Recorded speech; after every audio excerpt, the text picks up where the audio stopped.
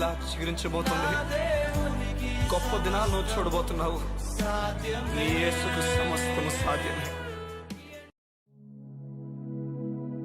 Good morning దేవుని ప్రియ కుమారుడా, good morning దేవుని ప్రియ కుమార్తె, special good morning to you. మనం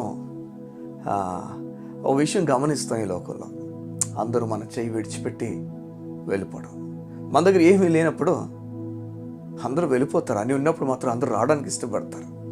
ఈ లోకం ఎలాంటిదంటే పంచదార చుట్టూ చీమలాగా ఈ లోకం ఇలాగనే ప్రవర్తిస్తుంది. నిజమే, అవును. మన దగ్గర అన్నీ ఉన్నప్పుడు అందరూ మన చుట్టూ కనిపిస్తారు. మన దగ్గర ఏమీ లేనప్పుడు మన ఇంటి ముందు నుంచి కూడా వెళ్ళడానికి ఇష్టపడరు. ఎక్కడ మనం చూసి మనం సహాయం అడుగుతామని చెప్పి వారు ఇబ్బంది పడిపోతారు. సంగమా, అందరూ విడిచిపెట్టిన వారు చాలామంది ఈ లోకంలో ఉన్నారు. ఏది అన్నా నీ జీవితంలో అలాంటి పని అయితే, నీ జీవితంలో అలాంటి ఒక విషయం జరిగితే, నీ కుటుంబస్తులు నేను విడిచిపెట్టి, సొంత బంధువులు విడిచిపెట్టి, ఆఖరికి సంఘము కూడా విడిచిపెట్టి అనాదిగా నేను చేసేసిందేమో. ఈ ఉదయం దేవుడు నేను పిలిచిచ్చున్నాడు. నీ కొరకు గొప్ప నెమ్మది నేను దాచి ఉంచాను. నీవు మార్పు కలిగిన జీవితం చూడబోతున్నావు. నిరాశ నుంచి సమృద్ధిలోకి, సంతోషంలోకి దేవుడిని తీసుకెళ్ళబోతున్నాడు. సంగమా, చూడండి, అందరూ విడిచిపెట్టడం ఒకటైతే బైబిల్ గ్రంథంలో ఒక వ్యక్తి ఉన్నాడు. ఈయన అందరిని విడిచిపెట్టేశాడు. చూడు, అందరినీ విడిచిపెడుతున్నప్పుడు ఎవరైనా తోడుంటే బాగుండు అని ఆలోచిస్తాం కదా మనం.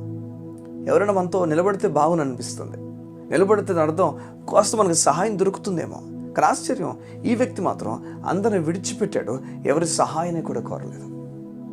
అందరిని పక్కకు తోసేశాడు. ఈయన పేరు బైబిల్లో అబ్రహాము.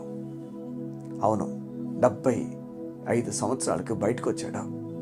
బైబిల్ చెప్తుంది అప్పుడు ప్రారంభమైన వ్యక్తి అందరిని విడిచిపెట్టి, తన బంధువుల్ని, స్నేహితులందరిని విడిచిపెట్టి బయటకు వచ్చేసాడు.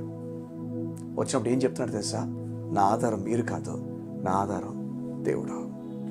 ఏదే అన్న, అందరూ విడిచిపెట్టేశారు అని బాధపడుతున్న నీవు అందరు నువ్వు విడిచిపెట్టడానికి ఇష్టపడుతున్నావా?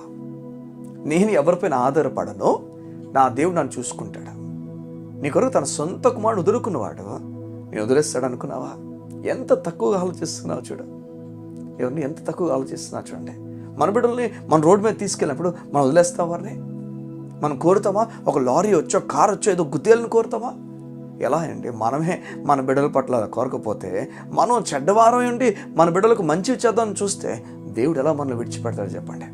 ఈరోజు నువ్వు ఎలా అనుకుంటున్నావురా దేవుని విడిచిపెట్టేస్తాడని? నీపైన తప్పుడు ఆలోచన కలిగి ఉన్నాడు ఎలా అనుకుంటున్నావు నువ్వు? తన కుమారుడిని నలిపేశాడు సంగమా, వెరగొట్టేశాడు. ఇష్టాసారంగా తన పట్ల ప్రవర్తించారు అందరూ. నీ కొరకు నా కొరకు కాదా? దేవుడు నిన్ను పిలిచిచ్చున్నాడు, ధైర్యానికి పిలిచిచ్చున్నాడు. అందరిని విడిచిపెట్టి పర్లేదు, అందరినీ నేను విడిచిపెడతాను, నా దేవుని మీద నేను ఆధారపడతాను. సంగమా, ఈ ఉదయం దేవుడు నిన్ను హెచ్చరిస్తున్నాడు కూడా. నువ్వు మనిషి మీద ఆధారపడితే దానివల్ల దాని ప్రతిఫలం ఏమవుతుందో తెలుసా? నిరాశలోకి వెళ్ళిపోతావు. కారణం మనిషి తన గుణం నిన్ను విడిచిపెట్టడం. ఏదో ఒక సమయంలో నీకు నీ విశ్వాసం, నీ నమ్మకం, ఈ లోకంపై నమ్మకం బుద్ధి చెప్పేస్తుంది. ఏదో ఒక సమయంలో నీకు చెప్తుంది, నువ్వు అనవసరంగా నమ్మేసావు నన్ను, ఈ లోకం నిరూపిస్తుంది. కానీ పైన దేవుడు మాత్రం, నువ్వు ఎవరిపైన విశ్వాసం ఉంచాలో ఆ దేవుడు మాత్రం నీకు చెప్తాడు, నువ్వు భయపడతావు, నీకు గొప్ప కార్యాలు దాచి ఉంచాను, నాపై నమ్ము, ఈ లోకం నేను మోసం చేస్తుందేమో కానీ నేను మాత్రం నేను మోసం చేయను. ఎంత సంతోషం! ఉదయం దేవుడు నిన్ను పిలిచిచ్చున్నాడు, ఆయన సన్నిధికి పిలిచిచ్చున్నాడు, ఆయన నెమ్మదికి పిలిచిచ్చున్నాడు, గొప్ప కార్యాలు దాచించని చెప్తున్నాడు. కళ్ళు మూసుకుంటావా? ఉదయం నీ గురించి ప్రార్థన చేస్తాను. మా ప్రియ పరలోకపు తండ్రి, నీ బిడ్డలు నీ మీద ఆధారపడినట్లుగా చేయండి.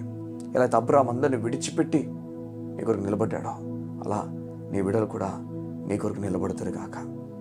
అందరూ విడిచిపెట్టేశారు నన్ను బాధలోంచి వీరు బయటకు వచ్చి అందరినీ వీరు విడిచిపెట్టి నీకోసం నిలబడతారు కాక. నీ కృపా సమాధానమును నీ బిడ్డలు ప్రకటించచ్చు, దైవికమైన నెమ్మది నీ బిడ్డలు ప్రకటించచ్చు. యేసు నామమున ప్రార్థించుచున్నాను తండ్రి. ఆమేన్, ఆమేన్, ఆమేన్. నేను నమ్ముతున్నాను ఈరోజు గొప్ప కార్యము నీ ముందు దేవుడు దాచించాడు. God bless you. See you tomorrow.